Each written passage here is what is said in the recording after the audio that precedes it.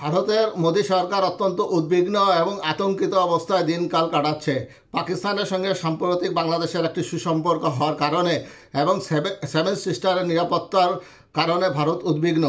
তার কারণে ভারত অত্যন্ত পাগলামি করছে। বেশ এক মাস যাবৎ আমরা দেখছি তাদের মিডিয়াগুলো বিভিন্নভাবে বাংলাদেশের বিরুদ্ধে অপপ্রচার চালাচ্ছে। তার অন্যতম কারণ তাদের সেভেন সিস্টারের নিরাপত্তা এবং পাকিস্তানের সঙ্গে বাংলাদেশের একটি সুসম্পর্ক হচ্ছে বলে এই কারণে ভারত উদ্বিগ্ন। বাংলাদেশের সঙ্গে সম্পর্কে সেভেন সিস্টার ও পাকিস্তান নিয়ে কেন উদ্বিগ্ন ভারত, এ ব্যাপারে একটি প্রতিবেদন এসেছে।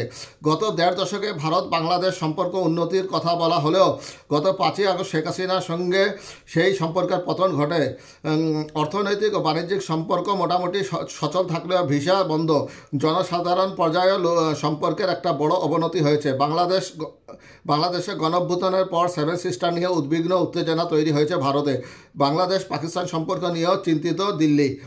ভারতের ওপি জিদ্দাল গ্লোবাল ইউনিভার্সিটির আন্তর্জাতিক সম্পর্কের অধ্যাপক শ্রী রাধা দত্ত বহু বছর ধরে বাংলাদেশ নিয়ে গবেষণা করেছেন। বিবিসিকে তিনি বলেন, অভ্যুত্থান পরবর্তী সরকার ভারতের কাছে একটি এক্সপেরিমেন্টাল গভর্নমেন্ট হিসেবে বিবেচিত। তাই আওয়ামী লীগের প্রস্থানে ভারতের নিরাপত্তা উদ্বেগ বাড়ছে, যা 2001 থেকে 6 সময়কালের খারাপ সম্পর্ক ও সহিংস কর্মকাণ্ডের ইতিহাস স্মরণ করায়।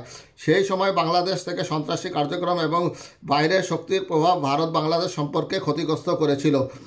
বিবিসির প্রতিবেদনে বলা হয়, সরকার পতনের পর অভ্যুত্থানকারী ছাত্রনেতা এবং বাংলাদেশের শীর্ষ পর্যায় থেকে ভারত যেসব বার্তা পেয়েছে সেটি নিয়ে তাদের অস্বস্তি আছে। আওয়ামী লীগ সরকারের আগে ভারতের নর্থ ইস্টে ইনসার্জেন্ট অনেকগুলো ক্যাম্প তৈরি হয়েছিল উল্লেখ করে শ্রী রাধা দত্ত বলেন, এটা নিয়ে একটা আশঙ্কা থেকেই যায়।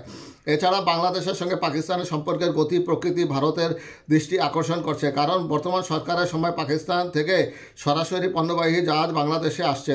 অধ্যাপক শ্রী রাধা দত্ত বলেন, পাকিস্তান বাংলাদেশের পরিস্থিতি স্বাভাবিক হওয়ার সুযোগ নিয়ে ভারত বিরোধী কার্যক্রম চালানোর চেষ্টা করতে পারে। এছাড়া পাকিস্তান থেকে অস্ত্র কেনার খবর রটা এবং জিন্নাহর জন্মদিন উদযাপনও ভারতের উদ্বেগ বাড়িয়েছে।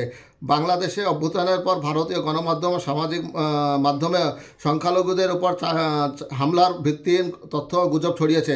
এ বিষয়ে শ্রী রাধা দত্ত বলেন, বাংলাদেশ পরিস্থিতি নিয়ন্ত্রণে আছেন এমন স্পষ্ট বার্তা মিলছে না। তার সামাজিক মাধ্যমে গুজব পরিস্থিতি জটিল করছে। তিনি দুদেশের মধ্যে ধর্ম নিয়ে টানাপোড়েনকে অপ্রত্যাশিত বলে উল্লেখ করে সুন্দর রাখার আহ্বান জানান। এদিকে আগরতলায় বাংলাদেশের সহকারী হাইকমিশনে হামলার ঘটনায় ঢাকায় বিভিন্ন রাজনৈতিক দল ও সংগঠন প্রতিবাদ বিক্ষোভ করেছে। জাতীয় নাগরিক কমিটির মিছিলে সদস্য সচিব আক্তার হোসেন শেখ হাসিনাকে ভারতে আশ্রয় দেওয়ার সমালোচনা করেন এবং ভারত বাংলাদেশ চুক্তি পুনর্মূল্যায়নের আহ্বান জানান। সীমান্তে হত্যা ও পানির ন্যায্য হিস্যা ইস্যুতে নতজানু নীতির সমালোচনা করে প্রতিবাদ ও বিক্ষোভ মিছিলে সামনের সারিতে অংশ নেওয়া তাজনুবা জারিন বলেন, বাংলাদেশ ভারতের সঙ্গে শত্রুতা নয়, সমমর্যাদা সম্পর্ক চায়। এছাড়া ভারতে বাংলাদেশ নিয়ে প্রতিক্রিয়া বাড়াবাড়ি বলে দাবি করা হয়। ঢাকায় বিভিন্ন কূটনৈতিক মিশন ও রাষ্ট্রদূতে ব্রিফ করেছে বাংলাদেশ সরকার।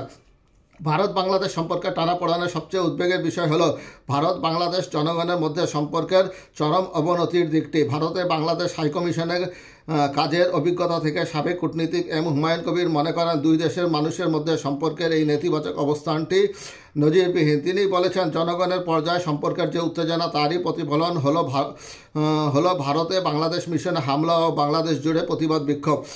এম হুমায়ুন কবির আরও বলেন, দুই দিকে কেমন যেন একটা সাজরব মনে হচ্ছে এবং সেটা প্রধানত জনগণ পর্যায়ে। জন উত্তেজনার একটা নতুন জায়গা তৈরি হয়েছে, যেটা কিন্তু আশঙ্কার কারণ। কেন আশঙ্কা? কারণ হলো এতে করে ভারতে বাংলাদেশিদের কোনো হোটেলে থাকতে দিচ্ছে না। সীমান্তে এসে ভারতীয়রা বিক্ষোভ প্রদর্শন করছে, যা বাংলাদেশের ঢুকবার চেষ্টা করছে। পণ্যবাহী আদান প্রদানে বাধা প্রদানের চেষ্টা করছে। এগুলো হলো আমার কাছে মনে হয় আশঙ্কার জায়গা।